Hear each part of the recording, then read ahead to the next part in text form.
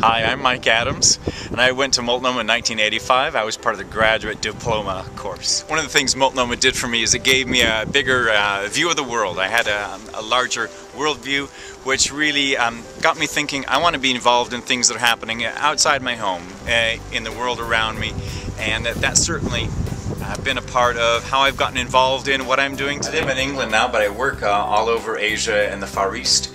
We do radio programming and disaster response, emergency radio and disaster. This is my radio in a suitcase, and we train teams to use this suitcase radio equipment in disaster-prone countries. So in Indonesia, in the Philippines, India, places that are really prone to disaster, they learn how to use this equipment to get an emergency radio station on the air quickly within like 72 hours after a disaster, to be on the air, broadcasting, giving information to help people rebuild their lives right inside the disaster zone. So everything has to be in a suitcase, ready to fly. This is our transmitter. With our FM transmitter, we can reach 15 to 20 miles around a disaster area. So imagine even like the Dadaab refugee camp in Kenya. 500,000 people live within that radius. So with a station no bigger than this, you can cover like 500,000 people who are recovering from a disaster and refugees. Our studio has everything that we need packed inside this Samsonite suitcase. So it has a 7-channel mixer. So all our microphones run through the mixer here. We've got these radio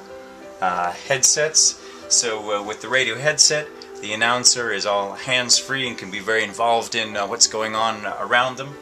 We've got a CD player down here and a digital audio recorder where they can go out and record interviews in the field. With the laptop, we use it as an automation playout, so all our programs, all our music, information is loaded onto the laptop and can play all this critical information to the affected community. What we have here is a short clip from the Indian disaster response in 2008. ये कार्यक्रम first response India के सौजन्य से प्रस्तुत किया जा रहा है। आप इस कार्यक्रम को Here are a few reflections for other Multnomah alumni.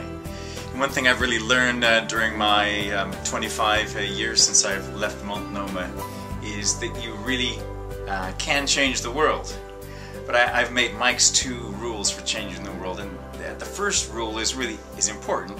Changing the world is hard. There is no getting around the fact that it really is hard. It takes a lot of effort to change the world around you, to make a difference, to make an impact. The second rule is as important as the first. You can change the world. Using your gifts and skills, your unique characteristic, and you can make a difference. You just have to decide. Our best memory from Multnomah is this, where my wife Bridget and I met, and so we began dating when we were at Multnomah. So what did we do for dates? We went to Rusty's and had milkshakes. Oreo milkshakes. Oreo milkshakes at Rusty's Cafe, Rusty's Restaurant. It's a fond memory because that's where we met, and that's where we've spent the rest of our life together, starting at Multnomah.